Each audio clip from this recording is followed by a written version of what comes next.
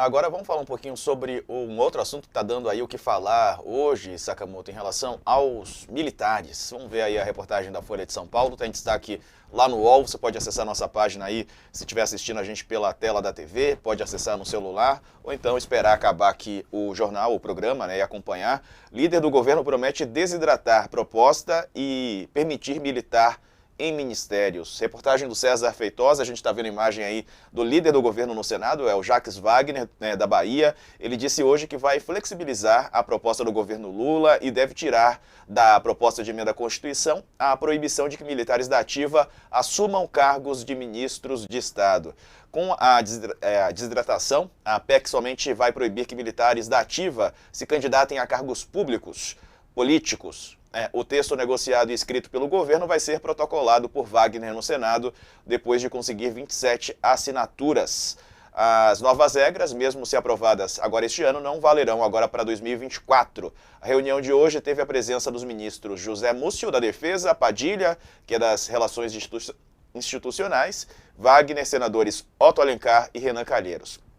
Segundo Jacques Wagner, não seria justo tratar numa mesma PEC dois assuntos considerados por ele diferentes: militares que desejam se candidatar e a intenção do presidente de designar um fardado para o primeiro escalão do governo. E essa posição aí do governo, né, do líder do governo no Senado, Jacques Wagner, né, sobre os militares, dando uma espécie de recuo, Sakamoto. É uma posição ruim, Diego, porque o que acontece é que neste exato momento, na verdade, o grande debate era a questão do artigo 142 da Constituição, né? É um artigo que os militares há grupos militares e grupos da extrema-direita e grupos golpistas, né, que ficam usando esse artigo e citando ele para dizer que ele permite que as Forças Armadas sejam uma espécie de poder moderador do Brasil, né? E aí intervenham quando houver algum conflito ou crise entre outros poderes, né?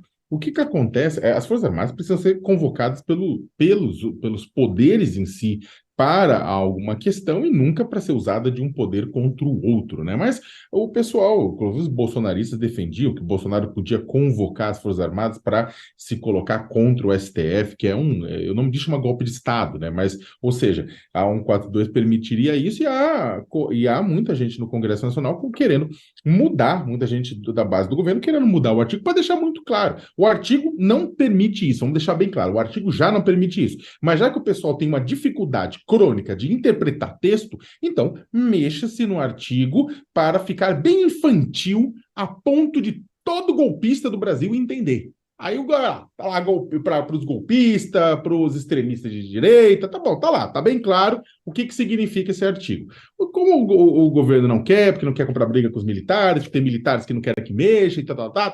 Então vamos vamos tocar esse outro projeto, então, que é o quê? Vamos garantir que quem disputar a eleição vá para a reserva e militares que quiserem fazer parte de ministérios também vão para a reserva. Aí o governo também ouviu, os militares reclamaram, vai votar só a parte num projeto que deve ser aprovado, essa de quem quiser disputar vai para a reserva, e o outro, essa questão de que quem quiser fazer parte de ministério, há uma chance de acabar, na verdade, sendo enterrado, colocado de lado, né? O que é uma bobagem.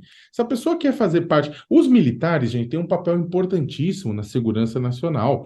Eles fazem parte da Constituição, está muito claro, eles são importantes para a guarda das nossas fronteiras. Fronteiras essas que são um queijo suíço. Né? É um queijo suíço a fronteira, né? Então, deviam estar mais preocupados com a fronteira do que com urna eletrônica, né? Só que aí o Bolsonaro, na associação que fez com os militares, sabemos o que aconteceu. Então, o que acontece? Existe uma função para os militares, existem ministérios em que são militares.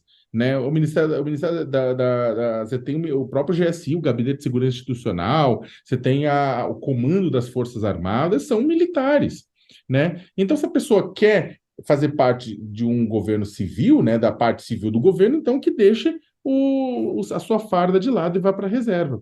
Só que aí o pessoal das Forças Armadas provavelmente querem levar a sua influência militar para dentro do ministério. O que eu acho muito ruim, Diego. O governo Bolsonaro trouxe muitos ministros militares para dentro do governo. Eu acho que isso foi um equívoco, tanto é que a gente viu o tipo de pressão que aconteceu. Ah, tá dizendo que os militares não são competentes? Tem muito militar competente, mas então deixa as Forças Armadas assume uma posição num governo civil, né? O que aconteceu é que do governo Bolsonaro houve basicamente um loteamento das Forças Armadas que usavam seu peso durante o processo.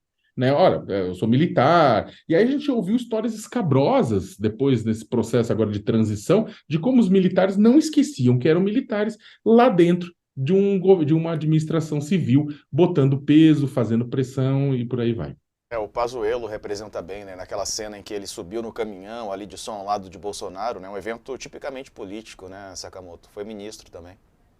Exatamente. O general Pazuello, que foi ministro da Saúde, foi um exemplo muito claro.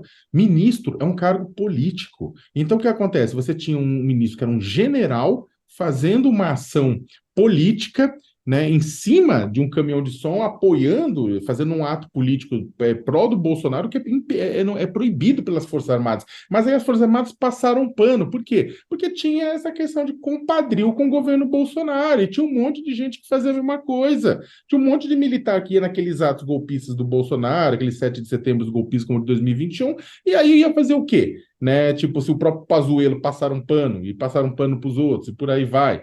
Né? Não pode, isso não pode. Ah, mas não tem problema. Claro que tem. Porque quem está lá é o quê? É as Forças Armadas. É o que nem o Mauro Cid depondo na CPI de farda. Né? Você está depondo na CPI de farda, quem está no banco da CPI-MI ou quem está no banco dos réus quando alguém vai fardado são as Forças Armadas, não é só aquela pessoa. Aquela farda significa muito. Né? Só que parece que os militares não acham isso, acham que a farda é qualquer coisa, né? Então, eles jogam todo o seu respeito no lixo com isso. Verdade.